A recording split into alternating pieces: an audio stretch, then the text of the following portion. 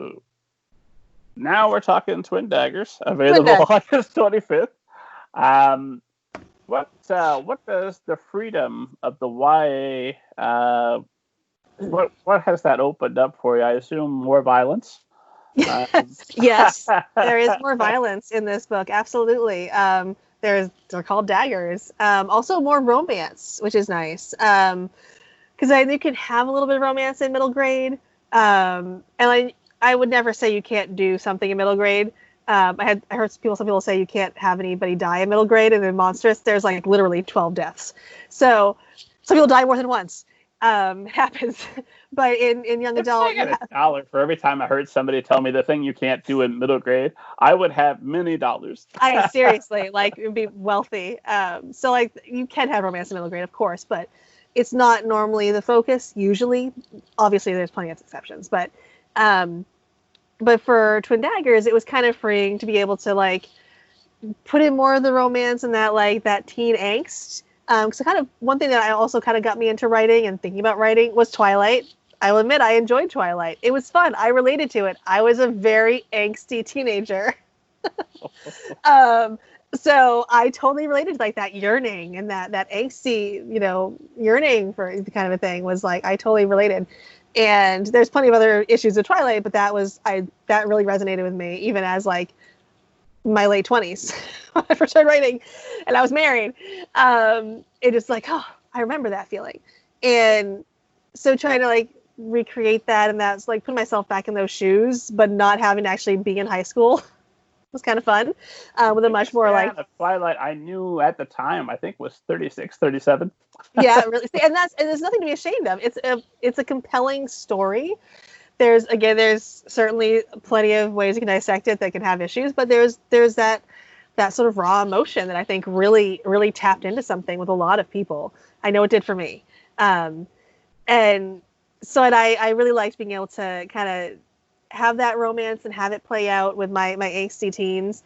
And the main character, Asa, she's fun. She was fun because like she's confident, she has these magical powers, and she knows she's good at what she does. She knows she's a good spy. She knows she's fooling all these people who she's going to school with. They have no idea that she's like trying to take them all down and destroy their city. And she's a little overconfident.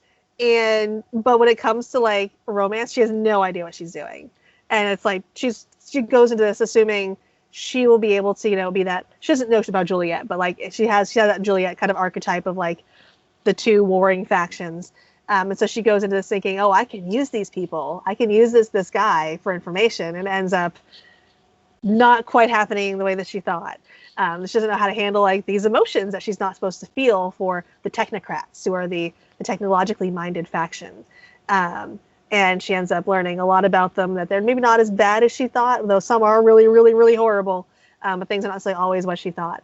And it was really fun to be able to do that and play with the idea of Romeo and Juliet. And I always loved Shakespeare too, so that was always like fun to be able to do that. Hamlet's been a running theme in my life, so someday I have to have Hamlet retelling, but that's a little bit of a depressing ending because everybody dies. So Romeo and Juliet, again, everybody's supposed to die, but there's a sequel, so you'll just have to read the sequel to see how that turns out. But the whole point was kind of to turn on its head and taking the idea of Juliet as someone who has more agency.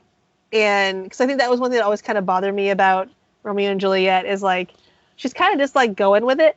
And she's like, yeah, I totally love this dude, and now I'm going to like kill myself over it. But didn't have a lot of, she made some choices, but she didn't have a lot of like agency and not a lot to do other than kind of like hanging out in her room and like talking to her nurse until she's on the run. And which, to be fair, in Shakespeare's time would have been almost revolutionary for a female character. Absolutely. Right? Absolutely. And that, for that time frame, totally. Absolutely. Not necessarily for this one. Though I guess, in COVID time, I guess hanging out in your room and talking to a nurse is actually... we all have that amount of agency. Maybe we're backtracking now. But trying to give her more of like the decision-making and driving the story a lot more. Was something I kind of wanted to do and make her more of a powerful character and more of a driven character than one that kind of feels like she's just being swept along by these forces. Because there's a lot of talk in Shakespeare forces of love are sweeping you along. And the main character, Asa, is totally blindsided by those forces too. But she has her own sort of attempt to counteract them anyway. And it was just a fun world to play around in as well. You can get a little deeper into world building in YA too, where you can provide a little bit more detail and a little bit more of kind of the nitty gritty type things, which I always loved when I was reading fantasy. I grew up on like Terry Brooks and Tolkien and stuff like that. Where like it's not like Tolkien, where like I could never get to the Silmarillion because it was just I tried reading it and it was like just all this backstory and backstory and backstory, and I was just it was almost like reading the Bible with like he begat so and so. It was just ridiculous, and. But you can seriously feed off fans of this show by asserting that I am not a big fan of the Lord of the Rings trilogy. Well, there's more hate mail just for me. But it's boring. They walk around, they sing songs, they eat lunch. It was probably revolutionary at the time, but I've read more exciting stuff since.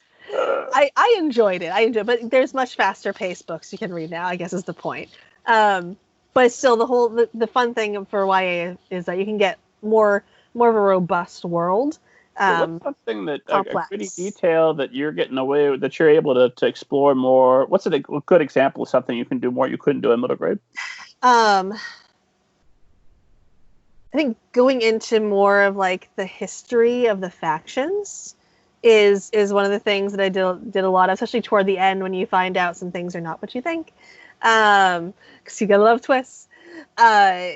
And there's more history that you can delve into, whereas and there is history to a degree in some middle grade books, more so in Monstrous, I would say, than the other ones. But you can delve more deeply into like the history of the people who were back then and their motivations and what they were doing, as how it relates to the present, obviously, not just randomly for fun having it there as filler, obviously, but. There's more of that. You can get more into that like meaty backstory and how that influences the current times, and the impact, sort of like the ripples of what that has had for the current times.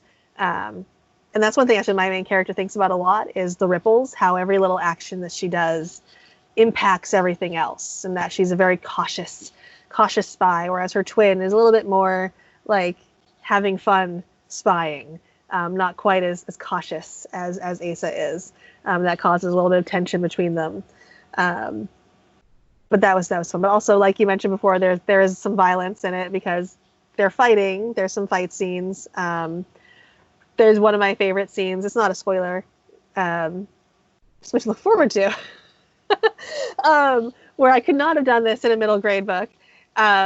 Where Asa, because she's so confident, she's thinks about how she has this magic. She could just cast a spell without somebody knowing and just basically grasp their heart in her hand without even touching them and kill them silently. They'd never know if she wanted to kill any of these people that she's around, and kind of like murderous thoughts because she's just been bred to hate these people. And when it comes time that she actually does end up having to kill somebody, it is nothing like what she thought, because it can't be, of course, because she has to be taken down a little bit of a peg before she can, grow. But she ends up killing this person in a very kind of bloody way, because it was not what she expected at all. She expected to be just easy, bloodless, simple. No, not remotely. And her love interest ends up finding her and basically cleans the blood off her hands and face, and then helps her hide the bodies. And true love. Yes. They help you to hide the bodies. Couldn't do that in middle grade. That's a great date idea for those of you struggling to find something to do together. Yeah, totally. Quarantine dates, do not recommend. Well, if you're going to go out and commit homicide, for the love of God, wear a mask. Protect Seriously. Yourself. Exactly. Right? She did not do that. They were just covered in blood. It was terrible. So, yeah. Not good.